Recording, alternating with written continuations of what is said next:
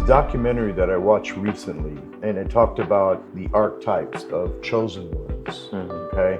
And it's all about having some type of calling. And when I was watching it, I was trying to see which one I most identified with. Even there were sections of all 8 of them that I identified with. And the one that really stuck out to me was the healer, which is your calling. When you shared that story with me of that young boy, which I have to imagine he didn't live much longer, and how so many other doctors must numb themselves to that level of excruciating, heartfelt pain that you must go through to see someone suffering that much, that there becomes you have to detach yourself. That's why a lot of people wind up saying doctors are cold. I guess you have to cut that part of yourself off to deal with that level of trauma, and you chose not to. Yep. And so that speaks to your level of compassion for the human race when all said and done. And so part of what this book really spoke to me was the first chapter of searching for higher levels of truth. Share with us today what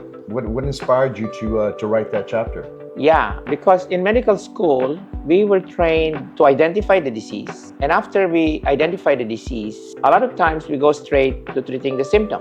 But then I see a lot of people who continue to have the disease, even if we start treating the disease. I mean, the symptoms of the disease. So those were the questions that were running in my mind a long time ago that led me to the search for higher levels of truth, that in reality, there are actually conditions that people could create within their life that can open spontaneous healing, that can lead to healing that is more of nature-based and less of the collateral damage that is usually being seen when we are just merely treating the symptom.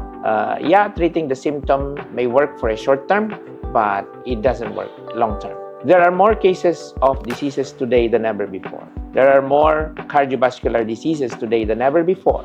There are more cancer today than ever before. There are more hospitals, drugstores, and institutions today that are catering sick care. Why don't we imagine healthcare rather than just sick care? Why don't we imagine long-term health rather than short-term health?